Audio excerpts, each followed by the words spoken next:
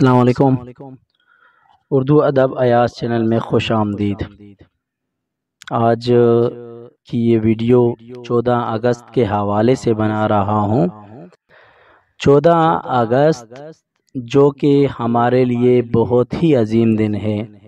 14 اگست جو نجات کا دن ہے، آزادی کا دن ہے، غلامی سے چھٹکارا حاصل کرنے کا دن ہے۔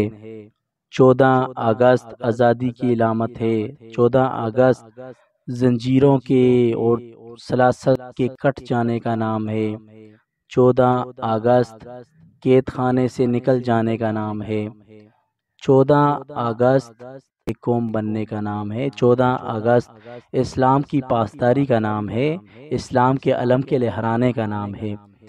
کیونکہ 14 اگست کو ہمارا ملک پاکستان بنا، اور یہ واحد ایک ایسا ملک ہے کہ جو اسلام کے نام پر بنا، صرف اور صرف اسلام کے نام پر، جس کا نعرہ تھا کہ پاکستان کا مطلب کیا، لا الہ الا اللہ۔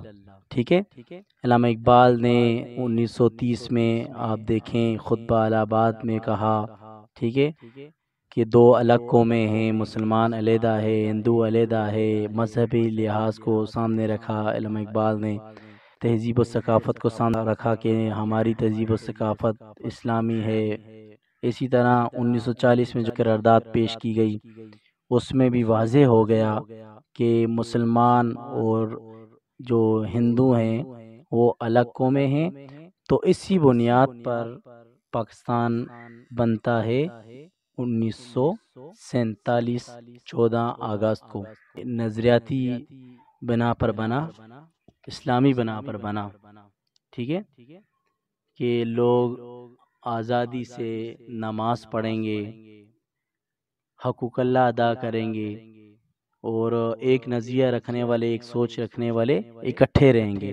تو ہمیں انگریزوں سے بھی چھٹکارا ملا، ہندوؤں سے بھی چھٹکارا ملا، ٹھیک ہے، کیونکہ اگر انگریز چلا بھی جاتا ہندوستان کو چھوڑ کر، انگریزوں کو اگر مار بھگاتے، پھر حکومت ہندوؤں نے سنبھالنی تھی۔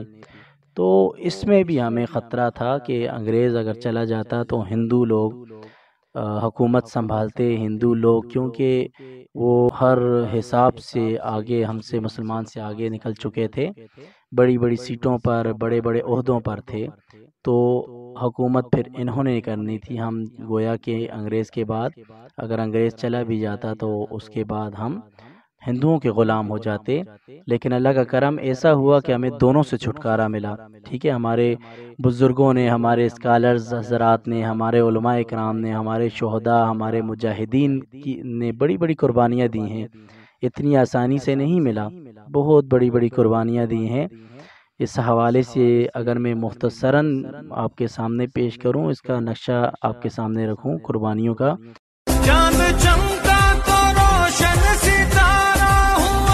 تو ایسا وطن ہے کہ جو وراثت میں یوں ہی نہیں ملا، بلکہ پاکستان کی بنیادیں استوار کرنے کے لیے متحدہ ہندوستان کے مسلمانوں کی ہڈیاں اینٹوں کی جگہ اور خون پانی کی جگہ استعمال ہوا ہے۔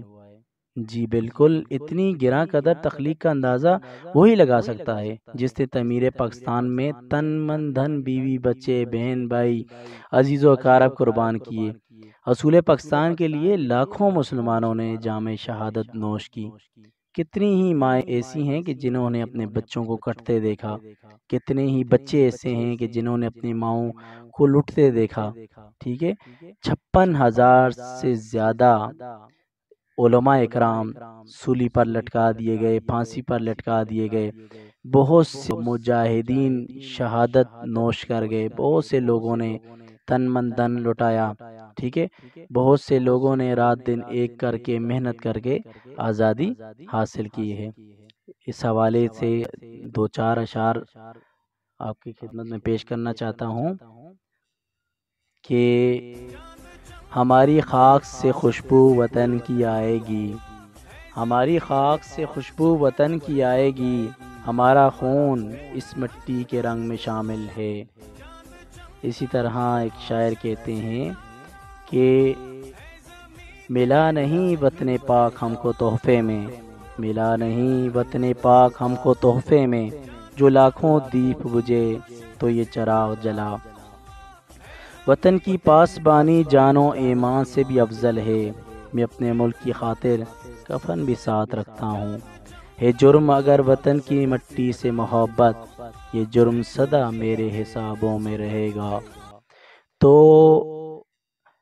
میرے عزیزو، یہ جو وطن پاکستان بنا ہے تو یہ بڑی قربانیوں کا نتیجہ ہے، یوں ہی نہیں کہ ایک دن سوچا دوسرے دن بنا لیا، ایسا نہیں ہے، ٹھیک ہے۔ اس کے پیچھے صدیاں ہیں، اس کے پیچھے بہت ساری قربانیاں ہیں۔ کالر حضرات، ہمارے لیڈرز وغیرہ جیلوں میں گئے، ٹھیک ہے، قید ہوئے، قید و بند کی صحبتیں برداشت کی، تب جا کے یہ وطن حاصل ہوا ہے۔ تو ہمیں اس کی قدر کرنی چاہیے۔ ہم جہاں پہ 14 اگست منانے کی خاطر ہم پریڈ کر رہے ہوتے ہیں، ٹھیک ہے، جہاں پہ مختلف قسم کے فنکشنز ہوتے ہیں، محفلیں ہوتی ہیں، وہاں پہ ہمیں اس مہینے میں، اس دن میں شہداء کے لیے دعائیں بھی کرنی چاہیے۔